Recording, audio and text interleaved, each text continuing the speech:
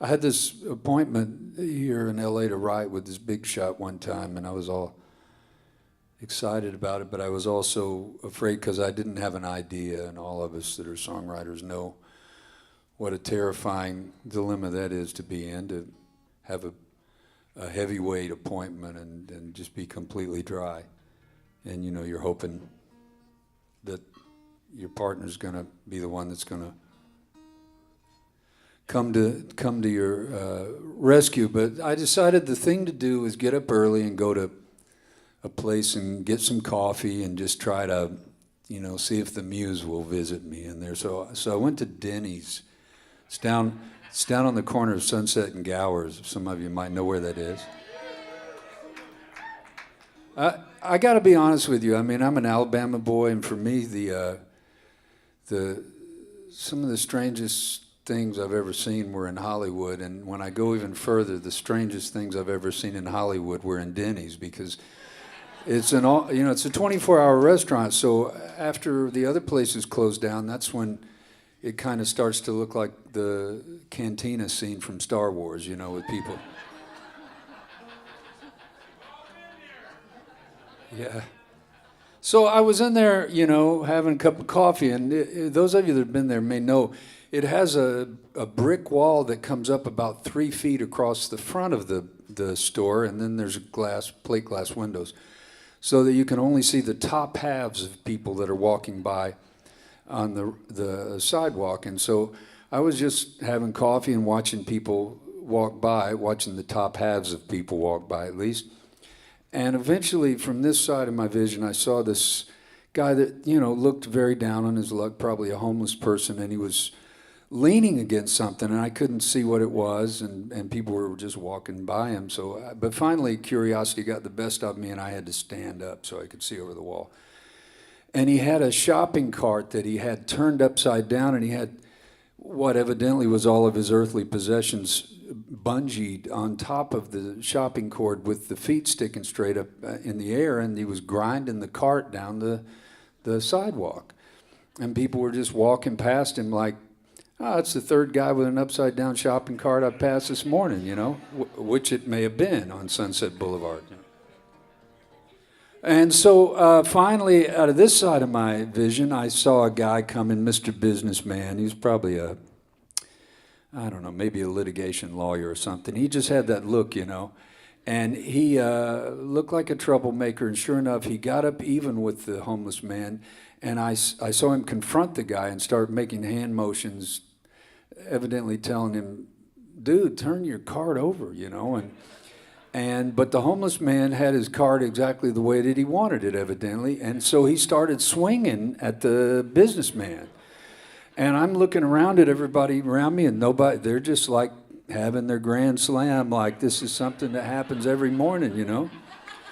And I'm saying, now if this is not a sign from God for a songwriter, I don't know what is. There's got to be a song in this. And I'm just looking around, and there's a guy next to me at the counter, and he never even looked up, and he says, some things never change. And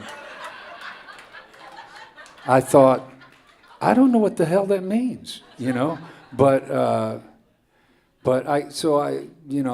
can't wait to get to my writing appointment, and the guy said, well, what's going on with you? And I said, dude, have I got a story for you? And so we wrote this song, you know, and it's called the Man on Sunset Boulevard with the Upside. No, it's not called that.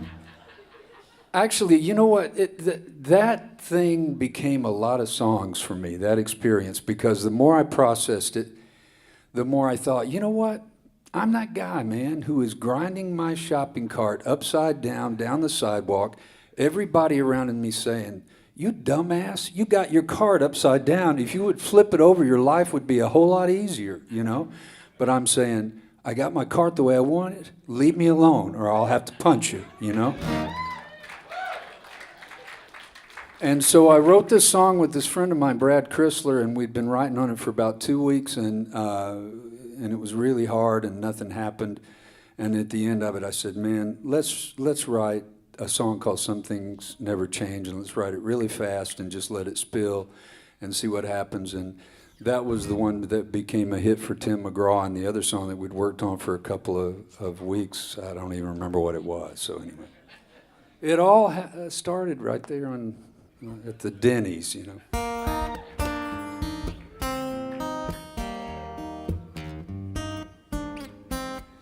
Actually, the story's better than the song, but I really like the story.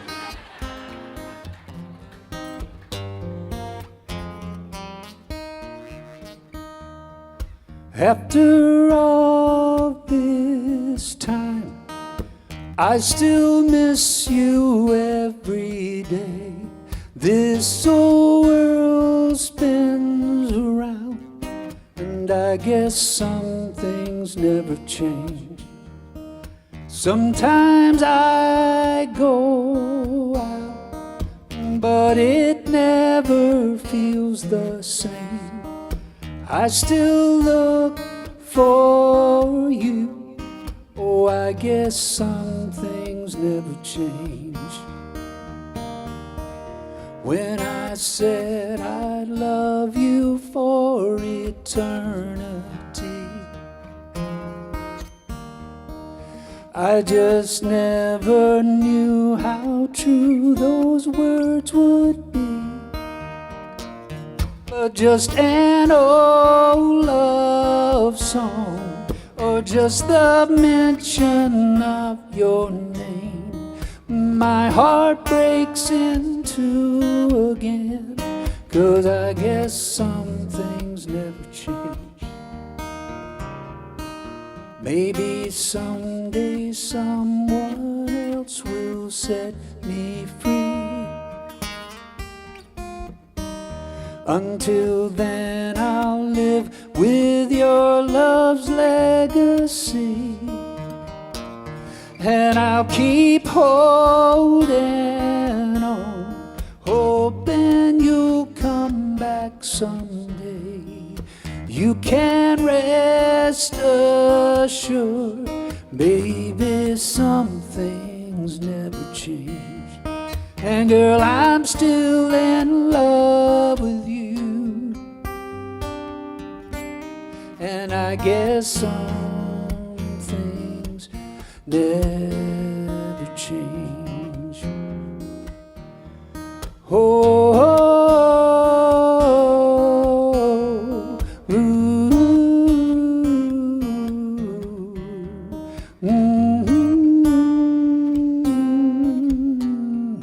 oh, I guess some things never change.